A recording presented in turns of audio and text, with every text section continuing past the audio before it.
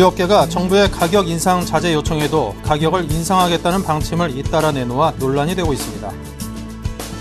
신용카드를 발급받고서 1년 이상 쓰지 않은 휴면카드가 2,313만 장에 달하는 것으로 나타났습니다. 서울중앙지검 특수 2부는 CJ그룹으로부터 세무조사 무마 청탁과 함께 수억 원대 금품을 받은 혐의로 전군표 전 국세청장에 대해 구속영장을 청구했습니다. IMF는 한국 원화의 실질 실효 환율이 중기적인 경제 펀더멘탈 수준 및 정책 방향과 비교할 때 2에서 8%가량 저평가됐다고 진단했습니다. 네, 시청자 여러분 안녕하십니까. 생경제현장의 임동석입니다. 오늘 금요일 코스피지수 외국인의 매수세 강보합으로 마감을 했습니다. 서울경제신문의 조민규 기자 연결합니다. 안녕하십니까. 안녕하세요. 네, 오늘 마감 시황부터 듣겠습니다. 네, 코스피 지수가 외국인의 매수에 힘입어 이틀 연속 상승했습니다. 2일 코스피 지수는 전날보다 2.64포인트, 0.14% 오른 1923.38포인트로 강보합 마감했습니다. 전날 미국 뉴욕 증시가 경제지표 개선으로 인해 최고치를 새로 쓰는 등 강세를 나타낸 점이 국내 증시에도 긍정적 영향을 미쳤습니다. 중국의 지난달 구매 관리자 지수가 당초 전망보다 양호하게 나타난 점도 투자 심리 회복에 도움을 줬습니다. 개인이 509억 원, 기관이 33억 원 순매도에 나섰지만 외국인이 659억 원어치를 순매수하며 지수를 끌어올렸습니다. 프로그램 매매는 831억 원의 매도 우위를 나타냈습니다. 업종별로는 비금속 광물과 의료정밀, 철강금속, 운수창고 등이 상승했습니다. 반면 전기가스업과 운송장비, 의약품, 기계 등이 하락했습니다. 시가총액 상위 종목 중에서는 삼성전자와 포스코, LG화학, SK하이닉스 등이 상승한 반면 현대모비스와 기아차, 삼성생명 등은 떨어졌습니다. 이날 유가증권 시장의 거래량은 2억 9,426만 주, 거래대금은 3조 9,707억 원을 기록했습니다. 네. 자, 최근 들어서 외국인과 기관의 매수세가 전기전자 업종에 몰리다가 준수장비, 화학, 금융 등으로 이동하는 것이 눈에 띈다고들 합니다. 전문가들은 이에 대해서 어떤 진단을 내고 있는지요? 네. 코스피 지수가 1900선에 안착하는 데는 외국인과 연기금을 중심으로 한 기관이 주요한 역할을 하고 있습니다.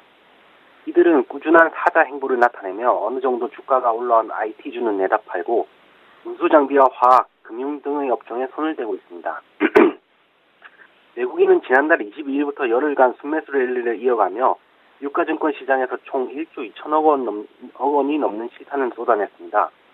연기금 역시 지난달 17일부터 연일 매수에 나서며 1조 500억 원의 매수 우위를 보였습니다.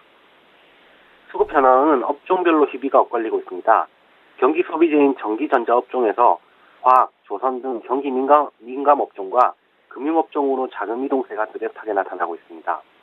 실제로 외국인은 지난 7월 1일 이후 이날까지 전기전자 업종에서 3,761억 원의 순매도를 기록했습니다. 기관 역시 최근 한 달여 동안 전기전자 업종에서 6,612억 원을 내다 팔았습니다. 반면 같은 기간 외국인은 운수장비 업종에서 1조 237억 원어치를 순매수했고 화학업종에서도 3,062억 원어치를 사들였습니다. 기관 역시 화학업종에서 3,541억 원 매수 우위를 나타냈고 금융업종도 5,556억 원 순매수하며 긍정적으로 내다봤습니다. 이는 지수가 박스권 상단으로 올라가면서 업종별 순환매 현상이 나타나고 있는 것으로 풀이됩니다. 가격 메리트를 척도로 싼 쪽으로 자금이 이동하는 수익률 게임이 진행되고 있다는 분석입니다. 최석원 하나투자증권 리서치센터장은 외국인 자금만 놓고 보더라도 이머징 마켓의 확실한 성장성을 보고 들어오기보다는 일정 기간의 수익률을 전제로 들어온 것이라며 따라서 올해 초부터 주가가 강세를 나타냈던 IT 업종에서는 돈을 빼는 동시에 소재나 산업재, 금융 등 가격 측면에서 절대적인 매력이 있는 업종들에 대한 순매수가 나타나고 있다고 설명했습니다. 한편 업황의 방향성에 따라 자금이 이동하고 있다는 해석도 제기됩니다. 오윤석 삼성증권 투자전략부 이사는 전기전자 업종의 경우 당장의 실적은 좋지만 이게 꼭지점이라는 인식이 큰 반면 소재 업종들은 현재가 바닥이라는 심리가 작용하고 있다며 결국 강한 매수세보다는 중립 이상 정도의 스탠스를 나타내고 있는 외국인을 중심으로 IT에서 화학, 조선 등 경기 민감재로 자금 이동이 나타나고 있는 것이라고 진단했습니다. 네, 자 지금까지 증시 관련 소식 조민규 기자와 함께했습니다. 감사합니다. 고맙습니다.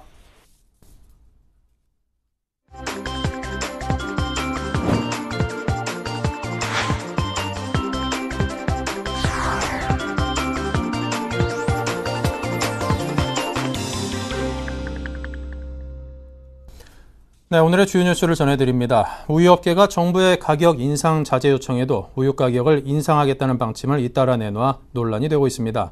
원유 가격 연동제 시행 첫날인 어제 일부 업체가 인상 방침을 철회한 지 하루 만에 방향을 바꾼 것입니다. 서울우유는 오는 9일부터 우유값을 10.9% 인상한다고 밝혔으며 이에 따라 대형마트에서 판매되는 서울우유 1리터 제품 가격은 2,300원에서 250원 오른 2,550원이 됩니다. 매일유업도 8일부터 우유값을 10.6% 상향 조정합니다. 업계 1위와 3위인 서울우유와 매일유업이 나란히 가격 인상을 결정한 만큼 인상 여부를 고심했던 여타 업체들의 가격 인상도 곧 잇따를 것으로 전망됩니다. 정부의 반대에도 우유 가격 인상이 단행된 만큼 이르면 다음 달부터 가공유를 비롯해 커피와 빵, 아이스크림 등 우유를 원료로 사용하는 제품 가격 인상이 잇따를 전망입니다. 신용카드를 발급받고서 1년 이상 쓰지 않은 휴면카드가 2,313만 장에 달하는 것으로 나타났습니다. 금융감독원에 따르면 지난 7월 말 기준 휴면카드는 2,313만 장을 기록해 경제활동을 하는 국민 1명당 평균 한 장의 휴면카드를 가진 셈입니다. 휴면카드 보유 규모로 보면 신한카드가 476만 장으로 가장 많았고 현대카드와 국민카드, 삼성카드, 롯데카드 순이었습니다. 이처럼 휴면카드가 크게 줄지 않는 것은 카드사들의 편법 영업 때문입니다. 금감원은 오는 3분기까지 휴면카드 정리 현황을 살펴본 뒤 불성실한 카드사들을 대상으로 집중 점검에 나설 예정입니다. 서울중앙지검 특수 2부는 CJ그룹으로부터 세무조사 무마 청탁과 함께 수억 원대의 금품을 받은 혐의로 전군표 전 국세청장에 대해 구속영장을 청구했습니다. 검찰에 따르면 전 청장은 국세청장으로 취임한 2006년 7월 CJ그룹에서 미화 30만 달러와 고가의 명품 시계를 받은 혐의를 받고 있습니다. 전 청장은 전날 검찰에 출석해 14시간 동안 조사를 받았으며 혐의를 대부분 시인했습니다. 다만 전 청장은 금품의 명목과 관련해 대가성이 없으며 부당한 영향력을 행사한 적도 없다고 부인한 것으로 알려졌습니다. 네, IMF는 한국에 원화해 실질 실효 환율이 중기적인 경제 펀더멘탈 수준 및 정책 방향과 비교할 때 2에서 8%가량 저평가됐다고 진단했습니다. 국제통화기금 IMF는 1일 한국 등 세계 28개국 및 유로존의 통화 가치와 외환 보유 현황 등을 평가한 보고서에서 이같이 평가했습니다. IMF는 한국의 외화 보유액이 단기 대외 부채의 180%로 충분한 수준이라고 밝혔습니다. 또 한국의 자본 흐름과 자본 수지에 대해 자본 유출입 변동성의 위험이 있기는 하나 금융체계가 탄탄하고 지나친 자본 유입의 증거도 없으므로 안정적이라고 판단했습니다. IMF는 환율 정책에 대해 지나친 변동성 완화에만 제한적으로 개입하고 계속 시장에 맡겨둬야 한다고 주문했습니다. 미국 국제무역위원회는 1일 애플이 삼성전자를 상대로 낸 스마트폰 특허 침해 사건에 대한 결정을 오는 9일 발표하기로 했습니다.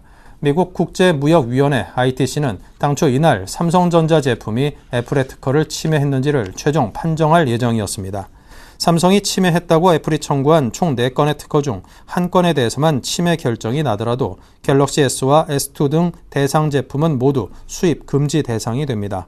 ITC는 지난해 10월 삼성전자 일부 제품이 애플의 특허 4건을 침해했다는 예비 판정을 내놓은 바 있습니다. ITC가 애플의 주장을 최종적으로 받아들이면 관련 제품의 수입 금지를 버락 오바마 행정부에 자동으로 건의하게 되고 대통령은 6일 이내 수입 금지 여부를 결정해야 합니다. 구글이 자회사인 모토로라를 통해 애플의 아이폰을 뛰어넘을 스마트폰 야심작 모토 X를 공개했습니다. 파이낸셜 타임스 인터넷판에 따르면 구글은 1일 미국 뉴욕에서 개최한 기자 간담회를 통해 사용자 친화적 소프트웨어 기능을 강화한 4.7인치 화면의 모토 X를 공개했습니다. 모토 X는 14개월 전 구글이 모토로라를 인수한 뒤 처음으로 모토로라에 의해 설계, 생산된 제품입니다. 이달 말부터 $199의 가격에 판매되며 미국 내 5대 이동통신사를 통해 서비스됩니다. 모토 X는 스크린의 해상도나 처리 능력, 배터리 수명 등 하드웨어적 성능보다는 소프트웨어의 혁신에 초점을 맞췄습니다. 특히 화면을 터치하지 않고도 사용자의 음성 명령만으로 구동이 가능토록 하는 등 상황 인지 기능과 예측 기술을 강화한 것이 특징입니다. 네, 기업이 회사 운영에 소요되는 자금을 마련하기 위해 발행하는 것이 회사채인데요. 회사채 시장의 흐름이 막히자 정부가 이에 대한 안정화 대책을 내놨습니다. 서울경제신문 임세훈 기자를 연결해 듣겠습니다. 안녕하십니까? 네, 경제부입니다. 네, 정부가 지난달 내놓은 회사채 안정화 방안, 그 내용은 무엇인지부터 설명 주십시오. 네, 실제 구조는 다소 복잡한데요. 간단히 말하자면 시장에서 안 팔리는 회사채를 정부가 인수한 뒤 보증을 서서 다시 파는 내용입니다. 기존에도 정부는 건설사나 중소기업을 대상으로 회사채를 지원했는데요. 이번 대책은 대상이나 방법면에서 몇 가지 차이가 있습니다. 우선 회사채 처한 발행이 추가됩니다. 처한 발행이란 기업이 회사채를 한 번 발행한 후 만기가 돌아왔을 때 빚을 갚지 못하고 다시 회사채를 발행하는 것을 말합니다. 통상 대기업들은 회사채 차환 발행을 통해 자금을 계속 공급받았는데요. 최근 STX그룹이나 쌍용건설의 유동성 위기 이후 신용등급이 좋은 회사채도 시장이 외면하는 사태가 발생했습니다. 이에 정부는 약 4조 원어치의 차환 발행을 지원하기로 했습니다. 업종도 건설뿐만 아니라 조선, 해운 등 경기 하락에 따라 일시적으로 침체된 경우에 가능합니다. 실행은 공공기관인 신용보증기금이 하는데요. 신용보증기금은 회사채 처한 물량에 기존에 시행하던 건설사와 중소기업 회사채 발행 물량을 섞어 총 6조 4천억 원어치를 팔게 됩니다. 그 밖에도 신청한 기업의 채권은행과 금융투자업계도 차환 발행분 일부를 인수하고 기업도 일부는 갚아야 합니다. 네, 자, 정부가 회사채의 가치를 높여서 이 막힌 시장에 숨통을 틔우겠다는 것 같은데요. 자, 그런데 시행 과정에서 문제가 좀 발생하고 있다고요? 네, 우선 걸림돌은 재원입니다. 이번 방안을 시행하기 위해서는 약 8,500억 원이 필요한데요. 금융위원회는 지난달 신보가 1,500억 원, 기획재정부가 3,500억 원을 내고 한국은행이 정책금융공사를 통해 3,500억 원을 지원할 것이라고 밝혔습니다. 그러나 한국은행은 아직 자금 지원에 대한 최종 결정을 내리지 않은 상태입니다. 하는 측은 신용보증기금이 먼저 재원을 쓰고 부족하면 지원하겠다는 생각입니다. 또한 신용보증기금이 6조 4천억 원어치를 한꺼번에 발행하는 게 아니기 때문에 한국은행은 한 번에 돈을 줄 필요가 없다고 이야기하고 있습니다. 사실 한국은행은 정부로부터 독립된 기관이기 때문에 이번 정책에 동원된 것 자체가 문제라는 지적도 있습니다. 반면에 신용보증기금을 소관하는 금융위원회는 한국은행이 좀 더 적극적으로 나서주길 바라고 있는데요. 사실 회사채 차환 발행이 어렵다는 얘기는 유동성에 위기가 온 대기업이라는 뜻입니다. 신용보증기금이 모든 위험을 떠안기 쉽지 않은 이유인데요. 한국은행이 자금을 대줘야 신용보증기금도 불안하지 않다는 겁니다. 또한 중소기업 업계도 금융위원회와 비슷한 입장입니다. 신용보증기금은 본래 중소기업을 보증하기 위해 세운 기관인데 이번 일로 시장의 신뢰를 잃으면 자신들까지 피해를 본다는 것입니다. 네, 무엇보다 이번 대책의 대상이 될 기업들의 반응이 중요하고 또 궁금한데요. 현재까지 신청 상황이 어떻습니까? 네, 정책을 발표한 정부에서 우왕좌왕하다 보니 기업들의 신청도 저조합니다. 현재까지 회사채 차환 발행을 신청한 기업은 단 4곳에 불과한 것으로 알려졌습니다. 기업의 신청이 적은 것은 때를 놓쳤기 때문이기도 합니다. 올 상반기 위기가 몰아쳤을 때 정부 대책이 없었고 기업들은 비싼 금리를 얹어주며 회사채를 발행한 것입니다. 위기가 한 차례 지난 후에 대책이 나온 셈인데요. 정부 관계자도 8, 9월에 회사채 차환 수요가 적기 때문에 올 연말이나 내년 초쯤에는 기업의 신청이 늘어날 것으로 기대했습니다. 신청을 하려면 회사채 만기가 도래하기 전달 1일에 신청해야 합니다. 그달 셋째 주 화요일에 신용보증기금과 새채권은행단 그리고 금융투자업계가 투표를 통해 지원 여부를 결정하게 됩니다. 지원이 결정되면 신용보증기금이 보증을 서서 팔게 되는데요. 금리는 각 회사의 시장금리에 40bp를 붙이고 신용등급은 A등급 이하면 허용될 것으로 보입니다. 기업가실 적은 이번 대책은 2014년 12월 말까지만 적용된다는 점입니다. 네, 지금까지 경제부의 임세원 기자와 함께했습니다. 감사합니다. 네, 감사합니다.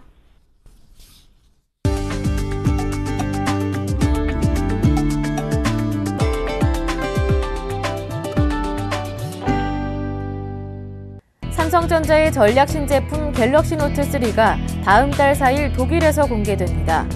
전자업계에 따르면 삼성전자는 독일의 전자제품 전시회 IFA가 열리는 독일 베를린에서 다음 달 4일 갤럭시 노트 3 공개 행사를 열 예정입니다. 삼성전자는 2011년과 지난해에도 IFA 직전 베를린에서 갤럭시 노트와 갤럭시 노트 2를 각각 공개한 바 있습니다. 한편 삼성전자는 이번 간담회에서 갤럭시 노트 3와 함께 스마트 손목 시계도 공개할 것으로 전망됩니다.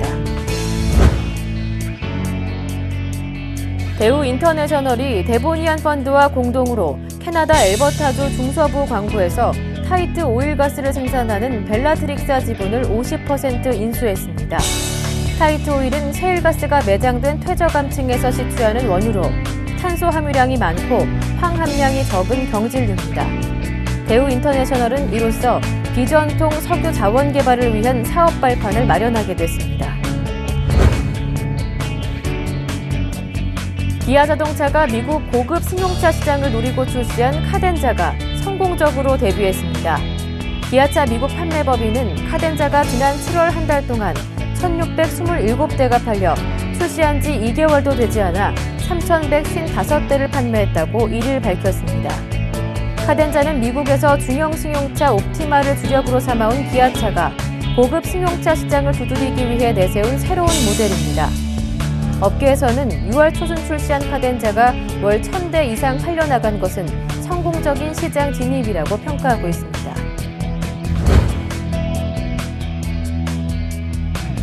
한라그룹의 유통사업 계열사인 한라마이스터가 미국의 자동차 부품 유통업체인 OSPS사를 인수했습니다.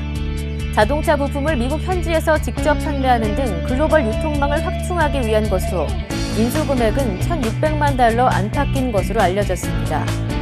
OSPS사는 미국 캘리포니아와 콜로라도를 중심으로 직영 및 프랜차이즈 유통 거점을 확보하고 브레이크 등 셰시류 중심의 자동차 부품을 공급하는 유통회사입니다.